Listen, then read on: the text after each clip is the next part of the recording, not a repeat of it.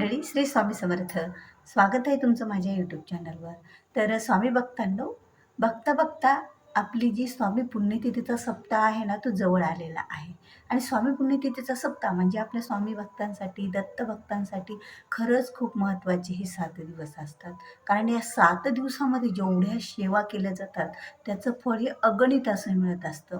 कारण वर्षभर तुमच्याकडून जर स्वामींच्या सेवा, दत्त महाराजांच्या सेवा, काही उपासना होत नसत्याल ना, तर काही हरकत नाही. पण या 7 दिवसामध्ये जर आपण वेळात वेळ काढून जर काही सेवा केल्या, तर याचं पुण्याचं फळ मात्र आपल्याला भरपूर मिळत असतं.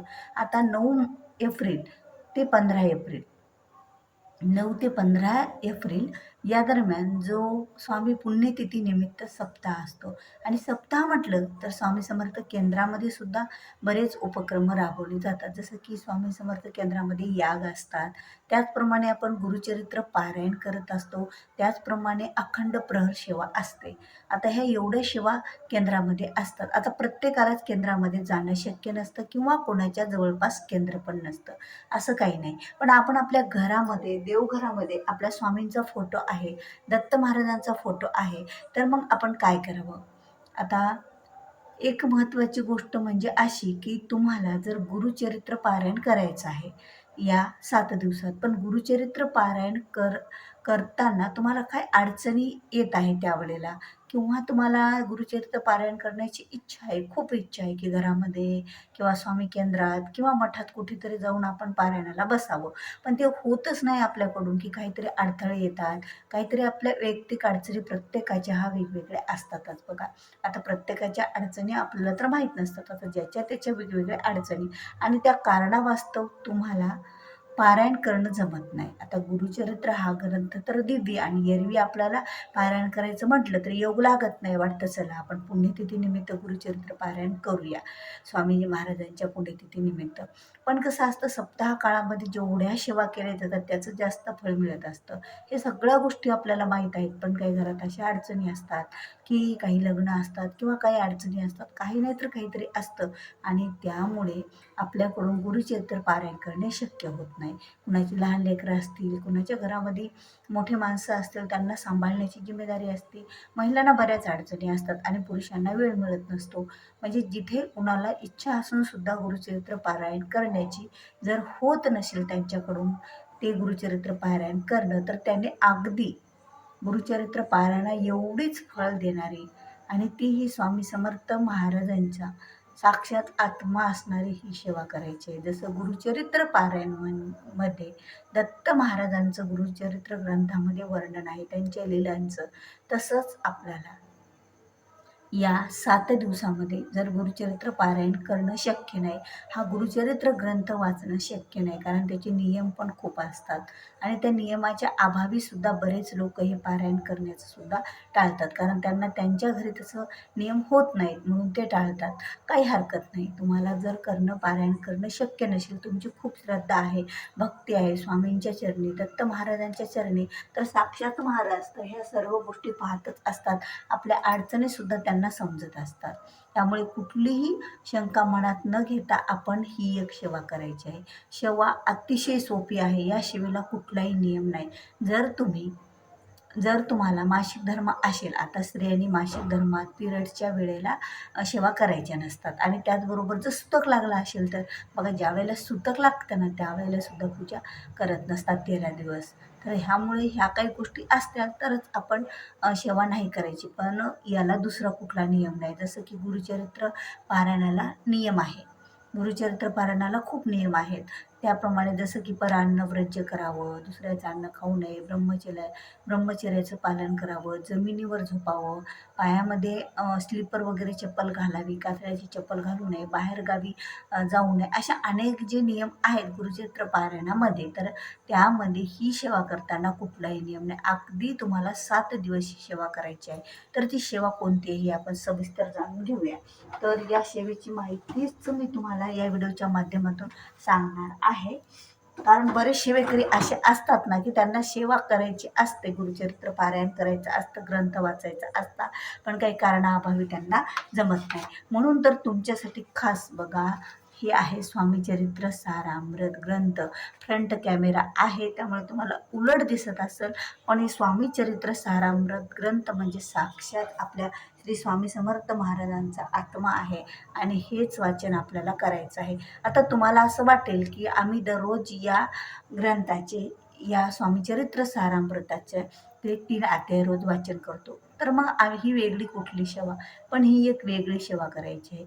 हे तुम्हाला 1 ते 21 अध्याय एका दिवशी वाचन करायचे. जे तुम्ही 7 दिवसात स्वामी चरित्र सारामृत वाचन करता, ते तुम्हाला एका दिवसात करायचं आहे. म्हणजे पहिल्या अध्यायापासून तर पूर्ण स्वामी चरित्र शेवटच्या अध्यायापर्यंत एका जाग्यावर एका दिवशी बसून. म्हणजे तुम्हाला आता 9 तारखेला जसं ग्रंथ वाचायला गुरुचरित्र पारायणाला सप्ताहाला सुरू होणार आहे, तर 9 तारखेला तुम्हाला देवाच्या समोर बसून हे 1 ते 21 अध्याय वाचायचे. म्हणजे तुमचं एक पारायण झालं. त्यानंतर तुम्हाला परत दुसऱ्या दिवशी सुद्धा 1 ते 21 अध्यायाच्या ग्रंथाचे वाचायचे. मग 2 पारायण झाले. तसे तुमचे स्वामी चरित्र सारामृताचे 7 पारायण होतात. आणि ज्या वेळेला स्वामी चरित्र सारामृताचे 7 पारायण होतात ना, त्यावेळेला गुरुचरित्राचं 1 पारायण करण्याचं पुण्य आपल्याला मिळत असतं. म्हणून आपल्याला ही संधी सोडायची नाही. याला कुठलाही नियम नाही आहे, कुठलंही बंधन नाही आहे. स्वामी चरित्र सारामृत म्हणजे साक्षात स्वामींच्या लीलांचं वर्णन. आणि स्वामी समर्थ महाराज तर दत्त महाराजांचेच अवतार आहेत.